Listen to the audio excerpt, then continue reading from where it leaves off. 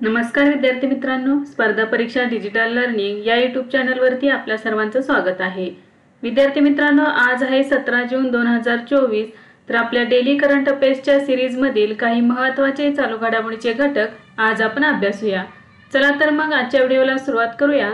First question आहे, घोडेस्वारीमध्ये 3 star grand prix स्पर्धा जिंकणारा पहिला भारतीय कोण बनला आहे? तर याचे योग्य उत्तर आहे श्रुती होरा। 3 स्टार ग्रँड प्रिक्स स्पर्धा जिंकणारी श्रुती होरा ही पहिली भारतीय रायडर ठरली आहे। स्लोवेनियातील लिपिका येथे झालेल्या CDI 3 स्पर्धेत श्रुतीने 67.761 गुण मिळवले आहेत। तर एवढे गुण मिळवून ती घोडेस्वारीमध्ये 3 स्टार ग्रँड प्रिक्स स्पर्धा जिंकणारी पहिली भारतीय ठरलेली आहे।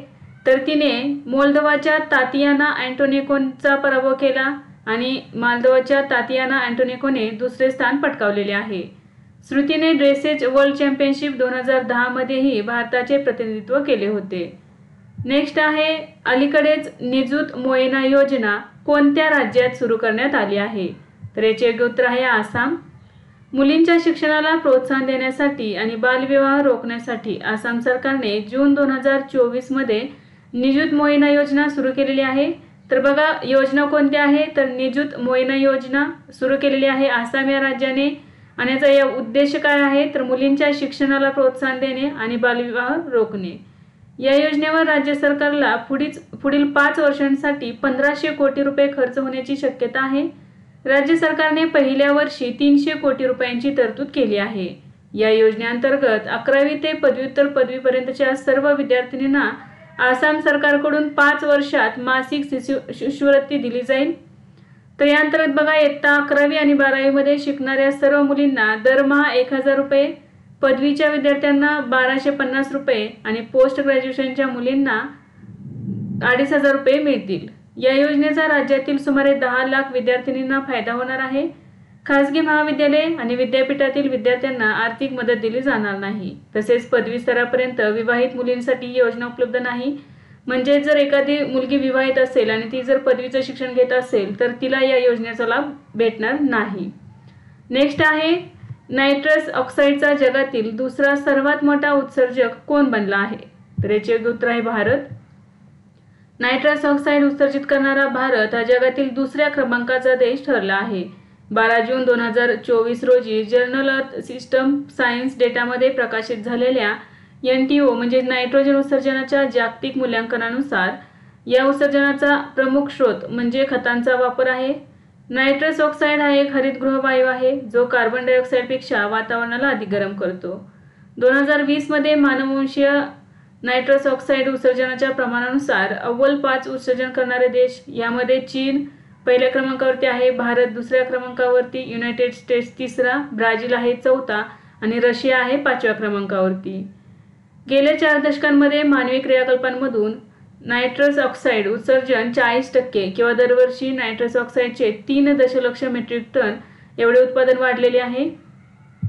नेक्स्ट आहे, ग्लोबल पीस इंडेक्स 2024 मध्ये भारताचा क्रमांक काय आहे? तर बघा या इंडेक्समध्ये भारताचा क्रमांक आहे 116वा। जून 2024 मध्ये institute for economics and peace द्वारे ग्लोबल पीस इंडेक्स 2024 जारी करण्यात आला आहे। या निर्देशांकात 163 स्वतंत्र राज्य आणि प्रदेशांचा समावेश आहे। या निर्देशांकात भारत 116व्या क्रमांकावर आहे। निर्देशांकातील पहिले 3 देश आहेत बघा, पहिल्या क्रमांकावरती आहे आइसलँड, दुसऱ्या क्रमांकावरती आहे आयर्लंड आणि तिसऱ्या क्रमांकावरती आहे ऑस्ट्रिया। तर निर्देशांकातील सर्वात खालच्या क्रमांकावर असलेले देश बघा 161व्या क्रमांकावरती आहे दक्षिण सुदान, 162व्या सुदान आणि 163व्या आहे यमन। म्हणजेच ग्लोबल पीस इंडेक्स 2024 मध्ये सर्वात शेवटच्या क्रमांकावरती आहे यमन हा देश आणि पहिल्या क्रमांकावरती आहे आइसलँड हा देश। तर या निर्देशांकामध्ये आपल्या भारताचा क्रमांक आहे 116वा। नेक्स्ट आहे, भारतीय लष्कराला स्वदेशी बनावटीच्या कोणत्या ड्रोनची पहिली खेप मिळाली आहे? तर याचे योग्य उत्तर आहे नागास्त्र 1। जून 2024 मध्ये भारतीय लष्कराला स्वदेशी बनावटीच्या आत्मघातकी ड्रोन नागास्त्र 1 ची पहिली खेप मिळाली आहे। सोलर इंडस्ट्रीजच्या नागपूरच्या इकॉनॉमिक्स एक्सप्लोसिव्ह लिमिटेडच्या युनिटने ते बनवले आहे। लष्कराने 480 आत्मघाती ड्रोन नागास्त्र 1 पुरवण्याचे आदेश दिले होते, त्यापैकी 120 वितरित करण्यात आले आहेत। नागास्त्र 1 हे ड्रोनची रेंज 30 किलोमीटरपर्यंत आहे. त्याची प्रगत आवृत्ती 2 किलोपेक्षा जास्त दारुगोळा वाहून नेण्यास सक्षम आहे. याचा उपयोग शत्रूच्या प्रशिक्षण शिबिरांवर, तळांवर आणि लॉन्च पॅडवर हल्ला करण्यासाठी केला जाईल. आत्मघाती ड्रोन हवेत लक्ष्याभोवती फिरतात आणि हल्ला करतात. नेक्स्ट आहे मे 2024चा ICC पुरुष प्लेयर ऑफ द मंथ म्हणून कोणाची निवड झाली आहे? तर गुडाकेश मोती किंवा मोटी असेही आहे. तर वेस्ट इंडिजचा डावखुरा फिरकीपटू गुडाकेश मोती यांनी हे मे महिन्यातील उत्कृष्ट कामगिरीसाठी ICC पुरुष खेळाडूचा पुरस्कार जिंकला आहे. महिलांच्या गटात श्रीलंकेच्या चमारी अतापतूला मे 2024चा ICC महिला खेळाडूचा पुरस्कार प्रदान करण्यात आला आहे. चमरी अतापतूचा हा दुसरा ICC महिला खेळाडूचा मान आहे. तिने यापूर्वी सप्टेंबर 2023 मध्ये हा पुरस्कार जिंकला होता. नेक्स्ट आहे SBI कॅप व्हेंचर्स लिमिटेडचे MD आणि CEO म्हणून कोणाची नियुक्ती करण्यात आली आहे? तर याचे उत्तर आहे प्रेम प्रभाकर.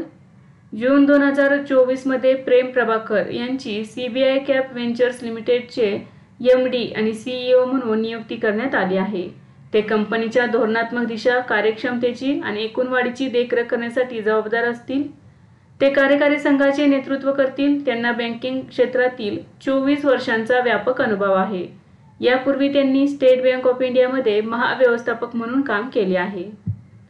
नेक्स्ट आहे भारतीय नौदलाने क्षेपणास्त्र कमी दारुगोळा बार्ज LSAM-13 कार्यान्वित केले आहे. ते कोणत्या कंपनीने बनवले आहे? तर याचे उत्तर आहे Sicon engineering projects private limited, Visakhapatnam. तर 10 जून 2024 रोजी भारतीय नौदलाने क्षेपणास्त्र कमी दारुगोळा बार्ज LSAM-13 कार्यान्वित केले आहे. LSAM-13 यार्ड 81 हे 8X क्षेपणास्त्र दारुगोळा बार्ज या प्रकल्पांतर्गत बांधलेला 5वा बार्ज आहे. LSAM-13 हा Sicon engineering projects private limited, Visakhapatnam यांनी बांधले आहे. बार्ज ही एक प्रकारची सपाट बोट आहे जी नद्या आणि कालव्यांमध्ये माल वाहून नेण्यासाठी वापरली जाते. या बॅरेजेसचा नौदलात समावेश केल्याने भारतीय नौदलाच्या ऑपरेशनल क्षमतांमध्ये वाढ होईल, ज्यामुळे माल किंवा दारुगोळा वाहतूक, रसद लोड करणे आणि लहान धरणे आणि बंदरांवर इतर जहाजे उतरवणे आणि सुलभ होणार आहे. नेक्स्ट आहे जागतिक बँकेच्या कंटेनर पोर्ट परफॉर्मन्स इंडेक्स 2023 मध्ये टॉप 20 मध्ये भारतातील कोणत्या बंदराचा समावेश करण्यात आला आहे? तर याचे उत्तर आहे विशाखापट्टणम. जून 2024 मध्ये जागतिक बँकेने S&P ग्लोबल मार्केट इंटेलिजन्सच्या सहकार्याने कंटेनर पोर्ट परफॉर्मन्स इंडेक्स 2023 जारी केला आहे. CPPI जगभरातील 405 पोर्ट्सच्या सर्वसमावेशक डेटा सेटवर आधारित आहे, जो आतापर्यंत संकलित केलेला सर्वात मोठा डेटा सेट आहे. जागतिक बँकेच्या कंटेनर पोर्ट परफॉर्मन्स इंडेक्स 2023 मध्ये टॉप 20 मध्ये भारतातील विशाखापट्टणम बंदराचा समावेश करण्यात आला आहे. तर यामध्ये विशाखापट्टणम बंदर 19व्या स्थानावर आहे. अदानी पोर्ट्स आणि स्पेशल इकॉनॉमिक झोन लिमिटेडद्वारे चालवले जाणारे मुंद्रा बंदर 27व्या क्रमांकावर आहे. जागतिक व्यापार प्रणाली आणि पुरवठा साखळी, बंदरांपासून शिपिंग लाईन, राष्ट्रीय सरकारे आणि ग्राहकांपर्यंत अनेक भागधारकांच्या फायद्यासाठी वाढीसाठी क्षेत्र ओळखणे हे त्याचे प्राथमिक उद्दिष्ट आहे. नेक्स्ट आहे आंतरराष्ट्रीय पर्यटन मेळा कोठे आयोजित करण्यात आला आहे? तर काठमांडू, नेपाळ या ठिकाणी आयोजित करण्यात आलेला आहे. 15 जून 2024 पासून काठमांडू, नेपाळमध्ये आंतरराष्ट्रीय पर्यटन मेळा आयोजित करण्यात आला आहे. याचा उद्देश जागतिक पर्यटन, शाश्वत विकास आणि सांस्कृतिक देवाणघेवाण यांना प्रोत्साहन देणे हा आहे. या कार्यक्रमात 16 देशातील पर्यटन उद्योजक सहभागी होणार आहेत. Nepal, Bharat, Korea, Taiwan, Singapore, Maldives, USA, Netherlands, Sri Lanka, चीन, Thailand, Dubai, Bangladesh, Vietnam, Malaysia आणि भूतान या देशांचा या मेळ्यात सहभाग आहे. नेक्स्ट आहे दरवर्षी जागतिक वृद्ध अत्याचार जागरूकता दिवस कधी पाळला जातो? तर 15 जून रोजी. World Elder abuse awareness day म्हणजेच जागतिक वृद्ध अत्याचार जागरूकता दिवस हा दरवर्षी 15 जून रोजी पाळला जातो. यामुळे वृद्ध व्यक्तींशी होणाऱ्या गैरवर्तनाबद्दल जागरूकता निर्माण होते. 2011 मध्ये युनायटेड नेशन्सद्वारे सुरू करण्यात आला. याचे उद्दिष्ट ज्येष्ठांच्या शोषणाच्या जागतिक समस्येवर प्रकाश टाकणे आणि वृद्ध व्यक्तींचे हक्क आणि कल्याण यांना प्रोत्साहन देणे हा आहे. नेक्स्ट आहे NCRB संकलन ऑफ क्रिमिनल लॉज हे मोबाईल ॲप कोणी सुरू केले आहे? तर नॅशनल क्राईम रेकॉर्ड ब्युरोने सुरू केलेले आहे. जून 2024 मध्ये नॅशनल क्राईम रेकॉर्ड ब्युरो म्हणजेच NCRB द्वारे NCRB संकलन ऑफ क्रिमिनल लॉज हे मोबाईल ॲप सुरू करण्यात आले आहे। हे मोबाईल ॲप सर्वसमावेशक मार्गदर्शक म्हणून काम करेल। नवीन गुन्हेगारी कायद्यांची संपूर्ण माहिती एकाच ठिकाणी देईल। हे ॲप भारतीय न्याय संहिता, भारतीय नागरिक सुरक्षा संहिता आणि भारतीय साक्ष अधिनियम या नवीन गुन्हेगारी कायद्यांचे संकलन आहे। याशिवाय जुन्या आणि नवीन कायद्यांमधील विभागनिहाय तुलना करण्यासाठी संबंधित तक्त्याही उपलब्ध आहेत, ज्यामध्ये द्रुत माहिती पुनर्प्राप्तीसाठी शोध आणि लिंकिंग सुविधा आहे। नवीन गुन्हेगारी कायद्याबद्दलचे ज्ञान वाढवण्यासाठी हे ॲप सर्वसामान्य जनता, न्यायालयीन अधिकारी, वकील, कायद्याचे विद्यार्थी तसेच पोलीस अधिकारी यांच्यासाठी उपयुक्त आहे। नेक्स्ट आहे dedicated freight corridor corporation of India लिमिटेडचे पुढील MD म्हणून कोणाची निवड करण्यात आली आहे? तर प्रवीण कुमार यांची। प्रवीण कुमार हे dedicated freight corridor corporation of India लिमिटेडचे पुढील व्यवस्थापकीय संचालक असतील। Dedicated freight corridor corporation of India लिमिटेडचे हे रेल्वे मंत्रालयाच्या अंतर्गत सार्वजनिक क्षेत्रातील उपक्रम आहे। सार्वजनिक उपक्रम निवड मंडळ पॅनलने त्यांची या पदासाठी शिफारस केली आहे। सध्या ते DFCCIL मध्ये कार्यकारी संचालक म्हणून कार्यरत आहेत। नेक्स्ट आहे 18व्या मुंबई आंतरराष्ट्रीय चित्रपट महोत्सवाची सुरुवात कोठे झाली? तर मुंबई या ठिकाणी। 18वा मुंबई आंतरराष्ट्रीय चित्रपट महोत्सव 2024 15 जून रोजी मुंबईत सुरू झाला। हा महोत्सव 15 ते 21 जून 2024 या कालावधीत मुंबईत होणार आहे। चार्ली हॅमिल्टन जेम्स दिग्दर्शित नॅशनल जिओग्राफिकचा डॉक्युमेंटरी बिली आणि मॉली अँड ऑटर लव्ह स्टोरीने या महोत्सवाची सुरुवात झाली। MIFF 2024 मध्ये 59 देशातील 61 भाषांमधील 314 चित्रपट प्रदर्शित केले जातील। यामध्ये 8 world premiers, 5 international premiers, 18 Asia premiers आणि 21 इंडिया प्रीमियर्सचाही समावेश आहे। मुंबई व्यतिरिक्त दिल्ली, कोलकाता, पुणे आणि चेन्नई येथेही समांतर स्क्रीनिंग होणार आहे। यावर्षीच्या महोत्सवात पहिला डॉक फिल्म बाजार सादर करण्यात आला आहे। हे स्वतंत्र चित्रपट निर्मात्यांना त्यांच्या प्रकल्पांसाठी खरेदीदार, प्रायोजक आणि सहयोगी शोधण्यासाठी एक समर्पित बाजारपेठ आहे। 1990 मध्ये सुरू झालेला हा महोत्सव 2 वर्षातून एकदा आयोजित केला जातो। नेक्स्ट आहे संरक्षण आणि एरोस्पेस क्षमतांचा विकास करण्यासाठी अदानी डिफेन्सने कोणत्या देशाच्या ADGE ग्रुपशी सहकार्य करार केला आहे? तर याचे योग्य उत्तर आहे UAE म्हणजेच दुबई। जून 2024 मध्ये अदानी डिफेन्स आणि UAE मधील ADGE ग्रुपने सहकार्य करारावर स्वाक्षरी केली आहे। संरक्षण आणि एरोस्पेस क्षमतांचा फायदा घेऊन जागतिक व्यासपीठ स्थापन करण्यासाठी हा करार आहे। या अंतर्गत क्षेपणास्त्रे, शस्त्रे, मानवरहित यंत्रणा, इलेक्ट्रॉनिक युद्ध आणि सायबर तंत्रज्ञान या क्षेत्रांमध्ये कार्य करण्यात येईल। करारानुसार भारत आणि UAE मध्ये R&D सुविधांच्या स्थापनेचाही शोध घेतला जाईल।